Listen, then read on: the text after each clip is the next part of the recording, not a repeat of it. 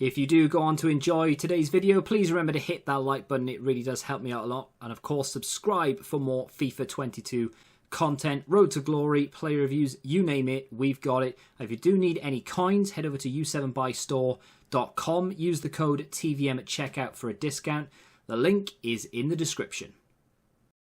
What is going on, guys? TVM here. Welcome back to a brand new episode of the FC Newport City career mode. Yes, I'm aware there is already a Newport City. They're not in the game.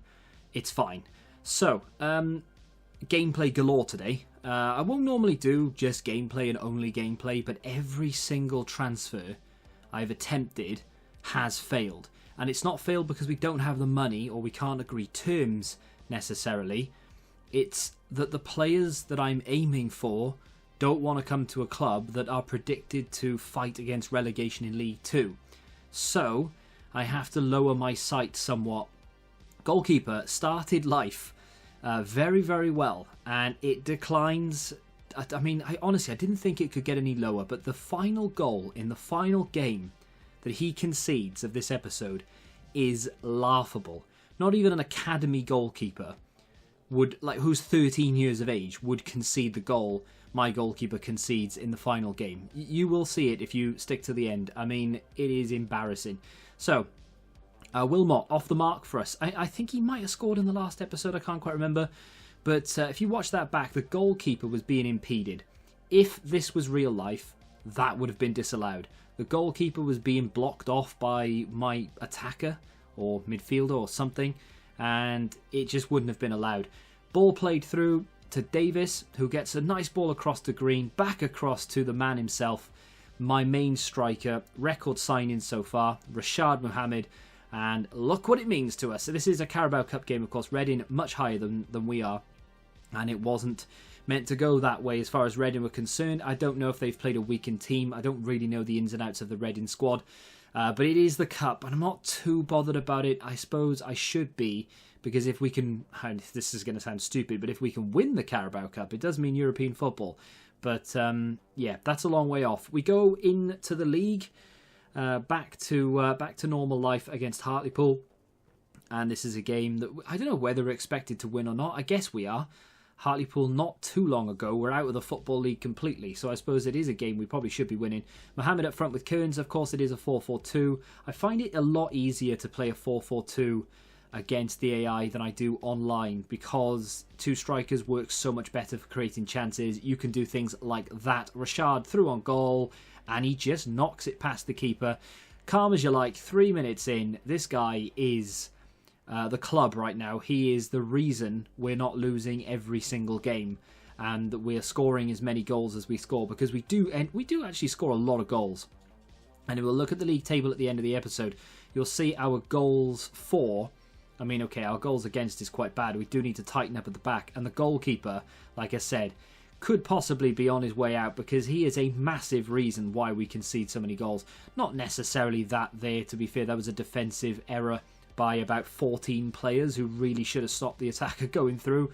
My bad, probably. Ball played in to Rashad again. Turn of pace, very, very good. He's not going to miss when he's in this position, but he just adds a little bit of pizzazz onto that with a great chip over the top. Let's see it one more time, please, Jim.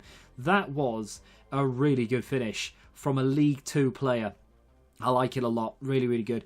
I don't know whether he's got the potential to go into higher leagues. I mean, hopefully we get to find out, but yeah, he is absolutely incredible. I'd love to see if he's in foot and what rating he is in foot. Probably not very high and not very good, but lays a ball off there, gets intercepted, and I'm thinking, well, that's the chance gone. Now we've got a counter-attack. The defender brings it out, or the midfielder brings it out, knocks it too far in front of himself. Underwood looks for a great ball back to Robbie Wilmot, who puts that in with his left to make it 3-1 and to secure, well, so I thought anyway, all 3 points. Right at the end of the game, goalkeeper pulls off a pretty decent save. I mean, you'd expect him to save that, but he did, and I'm grateful. 3-1 at home, life in the league and actually in the cup as well, looking pretty good.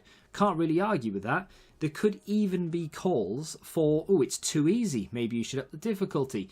Let's go back down to earth with a crash, shall we? Because the very next game, Exeter at home, I've had to rest Rashad, so Davis comes in. By the way, Davis is a 51 rated striker.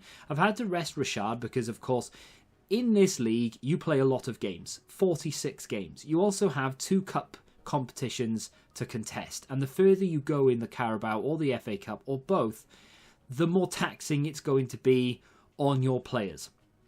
So unfortunately, we have to really look at rotation. And the problem I have with this team right now is that the subs are dreadful. They are awful. They are 49, 50 rated players. Really not good enough to be in the league, let alone, come on and do a job against teams that maybe we should or should not be beating. So the problem I'm going to have really going forward is if Rashad has to sit out a game, and Underwood as well, who is the left mid, who is the the youth academy prospect, if he has to sit out, there could be a problem. And in this game, we soon find out that Rashad is one of the main reasons why we are so good, because he is the reason. He is the club, right? And I said that at the beginning, and I stand by it. Yes, he's not doing defending for us, so we should really do better there. This is where the goalkeeper goes to absolute... I just trash. That's the word I'm going to use, right? Because he should have saved that, in my opinion, but he didn't. Should it have been defended? Probably. But still, he should have saved it. Should he have saved the second goal? No, not really. That's defensive. My fault, obviously, for all of them, really letting them get as far forward as they do. But in 16 minutes, we find ourselves 2-0 down. Davis pulls one back, and to be fair to him, right, he's come on, and he's had to fill some pretty big boots with Rashad, but he scored a goal. And he's not done yet, because just after the half-hour mark, we're 2-1 down. We were 2-0 down. We are looking for that equaliser to get ourselves back into the game. And a great ball through from Underwood. If Underwood and Rashad are both out, then we really are in trouble. Really good finish from Davis, bottom corner, and he's very happy about it because he's been watching WWF, not WF, and he's got himself a little a new celebration. But it's 2-2. We go into the second half, and all of a sudden, I'm thinking, oh, never mind. I was thinking we could bring this back and maybe go on to win the game. Exeter have other ideas. They bring it back to make it 3-2. Then they restore their lead with this. Now, this is the goal I'm talking about. What is the goalkeeper doing? Former Newport County man scores it to make it 4-2. Look at this. He's got it. He's got it. Duck. What are you doing? Just stand there. Let the ball hit you in the face. It's not going in. It's a terrible effort. And he ducks underneath it. We need a new goalkeeper. Ball played over the top.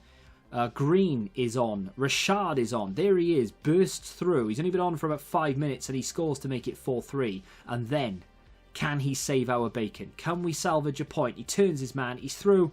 And the goalkeeper pulls off an astonishing save. And we lose the game 4-3 at home. We have dropped our first points of the season. For those calling for maybe the difficulty to be raised, maybe not quite just yet, because that was hard. I fought for every single goal that we had. Maybe we were unfortunate not to get the equaliser, but it obviously didn't include any of the chances. Exeter absolutely battered us. They had a lot of chances, and they probably should have scored 5 or 6. But there's the league table. We are 1 spot behind Newport County, only on goal difference at this stage, of course. There's only 3 games gone. But yeah, kind of enjoying career mode right now. I will show you sign-ins and maybe even potential sign-ins, even if we fail. But I want to do a little bit more research into the players that I'm going to look for, because I'm going for players who are like Premier League, not standard, but Premier League rotation kind of players. We're not going to get them. I tried to loan in like an AC Milan goalkeeper. The club were happy, but he wasn't. He was like, no, I'm not going there. No, it rains all the time. I'm not going there. So we do need to have a look to see who we can actually loan in, who we can sign, etc. That'll be for the next episode. If you're enjoying this and want to see it continue, do me a favour and hit that like button, subscribe to the channel, of course, and until the next time, goodbye.